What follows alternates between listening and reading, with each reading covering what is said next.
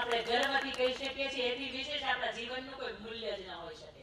અને અહીંયા જ્યારે સમાજ બેઠો છે ને ત્યારે એમના જીવનમાંથી આખા જીવનમાંથી તમે પસાર થાવ ને તો આપણા પરિવારને લાગુ પડતી હોય, પટેલ સમાજને દીકરાને કે પટેલ સમાજના પરિવારને લાગુ પડતી હોય એવા 3 પ્રસંગો મારે ખૂબ મજાના આપને કહેવા છે કે સરદાર સાહેબ પાસેથી શીખવા જેવું શું છે. સૌથી પહેલી વાત કે એમના મોટા ભાઈ, એનું નામ વિઝેડ પટેલ, એનું ટૂંકું નામ વિઠ્ઠલભાઈ ઝવેરભાઈ પટેલ, અને પોતાનું પણ નામ વિઝેડ પટેલ એટલે વલ્લભભાઈ ઝવેરભાઈ પટેલ. કદાચ ઘણા પપ્પાનું નામ ન ખબર, આજ ખબર પડી. ઘણાને એમ હોય કે સરદાર વલ્લભભાઈ પટેલ ને જ લેવા દેવા હોય, પપ્પાના તો આપણે જાણવાની જરૂર ન હોય. એટલે મોટા ભાઈનું ટૂંકું નામ પણ વિઝેડ પટેલ, પોતાનું નામ પણ વિઝેડ પટેલ. સરદાર તો એમને ઉપનામ મળ્યું છે, બાકી વલ્લભભાઈ ઝવેરભાઈ પટેલ એવું જ એનું નામ છે. પોતે જ્યારે 33 વર્ષની વયે વિધુર થયા ત્યારે પોતે નક્કી કર્યું કે મારે બીજા લગ્ન નથી કરવા, પુનઃ લગ્ન નથી કરવા. 2 સંતાન હતા તેમ છતાંય તે, અને પુરુષને જ્યારે 2 સંતાન હોય ત્યારે તમે સમજી શકો કે એના જીવનની અંદર કેટલી અગવડતા આવે. પહેલાથી કે ચૂલો બંધ થઈ જાય, બાળકોને સવારમાં શાળાએ મોકલવા હોય ને તો એ તૈયાર કરવા વાળું કોઈ ન હોય. તમે ત્યાં સુધી કે કોઈ પુરુષના ઘરની અંદર તમે જાઓ ને સ્ત્રી પાત્ર ન હોય ને તો એના ઘરની જે 4 દિવાલ ને આખો મહેલ ઊભો હોય ને તો એ તમને મહેલ ખંડેર જેવો લાગતો હોય કે એની અંદર પ્રાણ, માત્ર શક્તિ અને માત્ર દીકરી, માત્ર પત્ની હોય ને એ જ પૂરી શકે. પણ તેમ છતાં 33 વર્ષની વયે પોતાની નાનકડી દીકરી મણીબેન અને દીકરો ડાયોભાઈ, એને બેને નક્કી કર્યું કે પરિવાર સાચવશે. હું એમ કરું કે થોડુંક ભણું કે જેના લીધે મારું જીવન છે, મારું ભણતર છે આ ભારતને કામ લાગી શકે, હું વિદેશમાં જઈને ભણું. અને એના માટે પોતે પાસપોર્ટ એપ્લાય કરે છે, પોતે એક રૂપિયો બચાવે છે. અને એ સમયના 10,000 એટલે તમને એમ લાગે કે ખૂબ મોટી રકમ. પોતાના પરિવારનું ભરણ પોષણ કરે, પોતાના બાળકોનું ભરણ પોષણ કરે, મોટા ભાઈનું એનું પરિવાર સાચવે. અને એથી વિશેષ પોતે નક્કી કરે છે કે મારે ભવિષ્યમાં વિદેશમાં બેરિસ્ટરની ડિગ્રી પ્રાપ્ત કરવા જવી છે. પાસપોર્ટનું કુરિયર ઘરે આવે છે. મોટા ભાઈ એટલે વિઝેડ પટેલ એમના હાથની અંદર આવે છે, જુએ છે કે પાસપોર્ટની ઉપર તો લખ્યું છે કે વિઝેડ પટેલ, આ તો મારું હશે. ખોલ્યું એને, અને એ જ્યારે ખોલ્યું ત્યારે અંદરથી ખબર પડી કે આ તો વલ્લભભાઈ તો મારો નાનો ભાઈ છે, તો વિદેશ માટે ભણવા જાય છે, બેરિસ્ટરની ડિગ્રી પ્રાપ્ત કરવા માટે જાય છે, તો મારે પણ જવું હતું.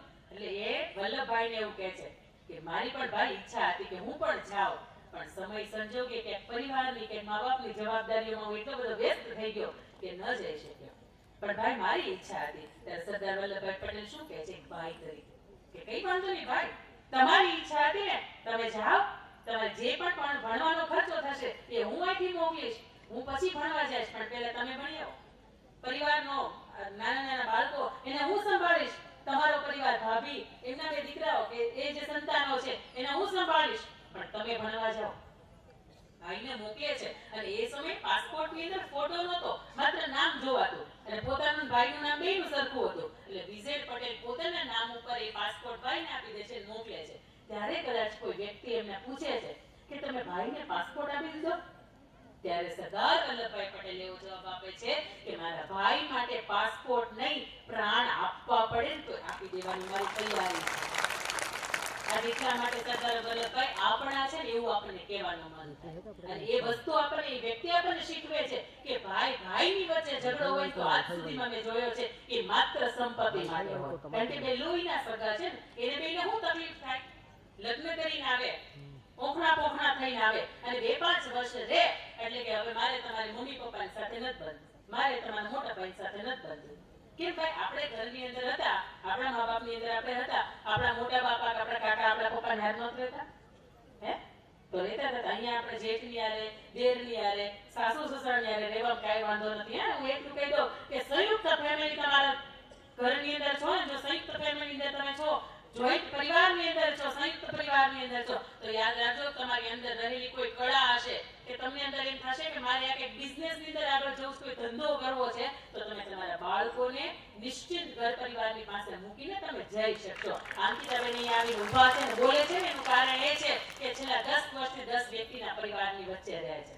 અને મારે પણ જૂનવા 2 દીકરીઓ 3.5 વર્ષની, એને મૂકીને આવવાનું, અહીંયા કાર્યક્રમ આપી શકવાનું, આપણી સામે બોલી શકવાનું એક કારણ હોય તો એનું કારણ એ છે કે મારા સાસુ મને એવું કહે છે કે તારા માટે સમાજનું કામ થાય છે, તારા માટે આપણા પરિવારનું કામ થાય છે, તું જા, તારા બાળકો હું સાચવી લઈશ. મારા સાસુને ડાયાબિટીસ છે, કોલેસ્ટ્રોલ છે, બીપી છે, કિડનીનું ઓપરેશન છે, હૃદયનું ઓપરેશન છે, અને તેમ છતાંય તે એવું કહે છે કે નહીં તું જા. એટલા માટે કે મારા તરફથી હું દરેક પ્રકારની જવાબદારી પૂર્તિ કરતી હોય કે મારા સાસુને ગર્વથી કહેવાનું મન થાય. મારે ઘરે 75 વર્ષની દીકરીઓ નહોતી અને જ્યારે મારે જોડવા ને મારા જેઠના ઘરે એક દીકરી એટલે 3 દીકરીઓ આવીને ત્યારે ઘર પરિવારની જે આખી રોનક છે ને એ આખી બદલાઈ ગઈ છે. અને ત્યારે એમ લાગે છે કે નહીં, જે સંયુક્ત પરિવારની અંદર રહેવાની મજા છે ને એ ક્યારેય તે પતિ અને પત્ની કે બાળકોની વચ્ચે રહેવાની મજા છે જ નહીં. એટલે પાટીદાર સમાજને આપ સૌને નમ્ર વિનંદન કે થોડુંક એમ લાગે કે કદાચ જુદા થવાના 2-5 વર્ષની અંદર એંધાણ છે તો સમજી જાજો મારી બહેનો. થોડુંક તમે લેટ ગો કરજો. અને શક્તિ એટલે સહન શક્તિ એની સાથે આવે. આપણે એવું માનીએ છીએ કે આપણું નામ શક્તિ તરીકે ઓળખ, શક્તિ રૂપેણ સંસ્થિતા. તો શક્તિ છે ને એ સહન શક્તિનું જ એક સ્વરૂપ છે. ભગવાને સૌથી પોતાના પછી કોઈ સ્ત્રીને એને ઉપમા આપી હોય કે જાતું જમીન ઉપર, જાતું ધરતી ઉપર અને તને મારી જ જેવું કોઈ પાત્ર મળશે અને એનું નામ માં, તો એ માને શા માટે પોતાના પછી બીજો દરજ્જો આપ્યો? એટલા માટે કે માને ગમે એવા ઘા લાગે ને પોતાના શરીરની અંદરથી કે બહારથી પોતે સહી શકે. અને માં એક પ્રકારની દીકરી, એક પ્રકારની પત્ની, એક પ્રકારની કોઈની નણંદ, ભાભી, દેરાણી, જેઠાણી કે કોઈ સાસુ જ હોય છે. માં એટલે બીજું કોઈ સ્વરૂપ નહીં. માં એટલે આપ અહીંયા બેઠા છો, બની ગયા છો, બનવાના આરે છો અથવા તો બનશો. એવી અહીંયા દીકરીઓ પણ બેઠી છે, એમને પણ મારા વંદન એને ખાસ કહેવું છે કે જેમ તમારી માતાની સાથે, ભાભીની સાથે, મોટા બાની સાથે, કાકીની સાથે જેવું વર્તન કરો છો, સાસરે ગયા પછી આ વર્તનની અંદર બદલાવ ન આવે. એમ કે છે કે સસરા હોય તો તમને દશરથના સ્વરૂપમાં મળે છે, સાસુ હોય તો એ કૌશલ્યા માના સ્વરૂપમાં મળે છે, ભાઈ હોય તો લક્ષ્મણના સ્વરૂપમાં મળે છે. આ મળે છે, સ્વરૂપ જ બદલાય છે, નામ બદલાય છે, પણ અંદરનો પ્રેમ તમે આપો ને તો ત્યાંથી તમને એ પ્રેમ મળે.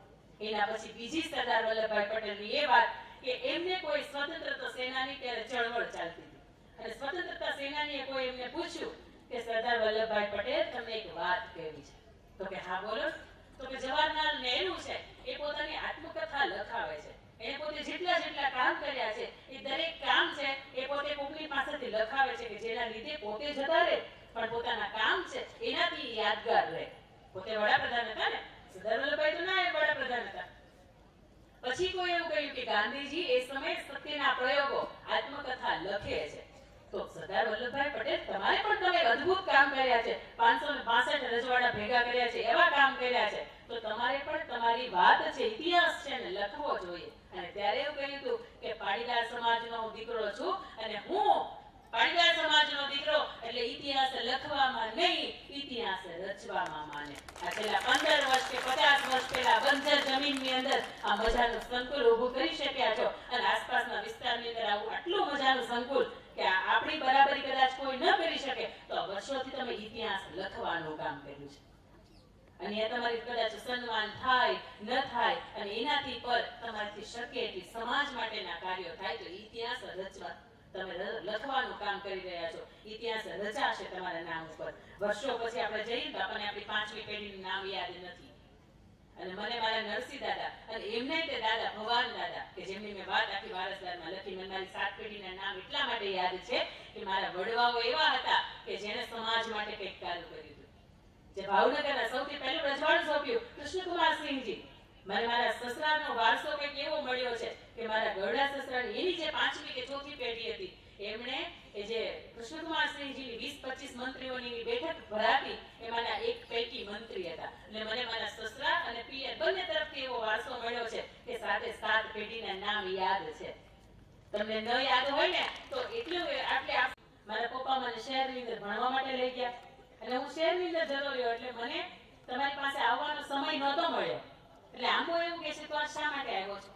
એટલે ત્યારે પેલું બાળક એવું છે કહે છે કે હું 12મું સાયન્સ મારું પૂરું કર્યું મેં અને હવે મારી પાસે પૈસા નથી ફી ભરવાના અને મારા પપ્પા એ નથી અત્યારે. હવે તો મારે ફી ભરવાના પૈસા ઘટે છે અને મનની મૂંઝવણ છે. અને નાનો હતો મનની અંદર મૂંઝાતો ત્યારે મને એમ થતું કે આપની પાસે હું આવું તો એ મૂંઝવણ મારી દૂર થઈ જાય છે, એટલા માટે હું આપની પાસે આવ્યો છું. ત્યારે એ આંબો એવું કહે છે કે અરે ભલા માણસ, આ કઈ ચિંતાની વાત નથી. તું એમ કર, મારી શાખાઓમાં ખૂબ કેરી આવી છે, એ બધી કેરી તું વેચી નાખ, એમાંથી જેટલા પણ પૈસા આવે એમાંથી તારે તારી ફીસ છે પે કરી દેવાની છે. એટલે એ બાળક છે એ આંબાની બધી જ કેરી લઈ લે છે, એને વેચે છે અને એમાંથી એ જેટલી પણ ફીસ આવે પોતાની ફીસ ભરે છે. ફરીથી આંબાને એમ થાય કે હમણાં પેલું બાળક આવશે, ફીસ ભરીને પાછું આવશે, પણ બાળક પોતાના જીવનની અંદર વ્યસ્ત અને આંબો ફરીથી રાહ જોયા કરે, હમણાં એ બાળક આવશે, આજ નહીં તો કાલ આવશે, પણ એ બાળક આવતું નથી. ફરીથી 35 વર્ષનો યુવાન થાય અને દોડતો દોડતો ચાલ્યો આવતો હોય, આંબો ઓળખી જાય કે આ તો એ જ યુવાન છે કે મારી પાસે રમતો હતો, નાનો બાળક હતો ત્યારે ખીલતો હતો, એને ભૂખ લાગતી હતી અને મારી પાસેથી કંઈક ખાતો હતો અને મારો ટેકો દઈ એ સૂઈ જતો હતો. આ 35 વર્ષનો થઈ ગયો અને હું એને યાદ નહીં આવતો હોય. ફરીથી એ બાળક આવે, 35 વર્ષનો યુવાન આવે છે ને એને પૂછે છે, એટલે ઓળખો છો કે ઓળખું ને, તું એ જ બાળક છો, તને કેમ હું ભૂલું, હજી મારી યાદશક્તિ એટલી સારી છે કે તને ઓળખી શકું. એટલે કે આજે શા માટે તારે આવવાનું થયું? એટલે કે મારે લગ્ન થયા, મારે સંતાન થઈ ગયા, હવે મારે હોસ્પિટલ કરવી છે, હું ડોક્ટર બની ગયો અને એના માટે મારે લાકડું જોઈએ છે, હવે મારે ઘર મારું બાંધવું છે અને એના માટે મારે લાકડું જોઈએ છે, હવે મને ચિંતા છે કે હું લાકડું ક્યાંથી લાવું? ફરીથી આંબો શું કહે છે, અરે ભલા માણસ, આવી તારે ચિંતા ન કરવાની હોય, હું આડીખમ ઊભો છું અને મારી પાસે ખૂબ શાખાઓ ફેલાઈ છે, એની અંદર ખૂબ લાકડું છે, તું લઈ જા. 35 વર્ષનો યુવાન એ આંબાને કાપે છે, એમાંથી લાકડું વેરાવે છે અને લઈને પોતાનું મકાન અને પોતાનું ઘર બનાવે છે, પોતાની હોસ્પિટલ બનાવે છે. ફરીથી યુવાનના રસ્તે એ ડોક્ટર બની જાય, પછી યુવાનના રસ્તે અને આંબો હજી જુર્યા કરે. પણ આ વર્ષો પછી આંબો એકલો ઉભેલો આંબો, ખખડ ગજાનંદ જેવો, એમ કહેવાય કે એની અંદર એક પણ જાતનો પાંદડો ન ફૂટે અને આવો આંબો રોજ રાહ જોવે કે હમણાં એ બાળક આવશે, પણ એ બાળક આવતું નથી. આખરે વર્ષો પછી એક 80 વર્ષનો દાદા થઈ ગયા હોય, લાકડીના ટેકે ટેકે આંબા પાસે આવે અને આંબાની સામે જુએ ને એમ કહે છે, ઓળખાણ પડે છે? આંબો એમ કહે છે કે નહીં, હવે તો હું ક્ષીણ થઈ ગયો છું, હવે તો ભગવાન મારો વિનાશ સર્જે કે કોઈ ધરતીકંપ કે ભૂકંપ આવે અને એની અંદર હું વિનાશ પામું, બસ એ જ આડાએ ઊભા છું, હવે તને હું ઓળખતો નથી. ત્યારે એ પેલો 80 વર્ષના દાદા હતા એવું કહે છે, હું તો એ જ બાળક છું કે તમારી પાસે હું રમતો હતો, તમારી ખોળામાં ખૂંદતો હતો, કે તમારી પાસેથી મેં તમારી કેરીઓ લીધી હતી, તમારી પાસેથી મેં લાકડું લીધું હતું, હું એ જ બાળક છું, તમને ઓળખાણ ન પડી?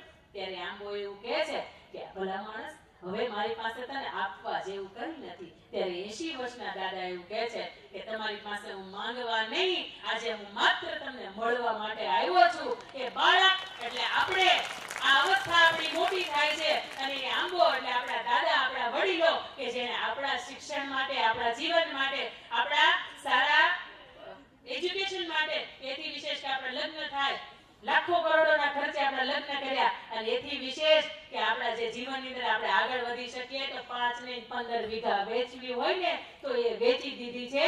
આપણા મા બાપની પાસે હંમેશા આપણે જઈએ છીએ તો માગવા માટે જઈએ છીએ, પણ ક્યારે વિચાર આવ્યો કે મારા મા બાપ પાસે હું આજ માત્ર મળવા માટે જાઉં?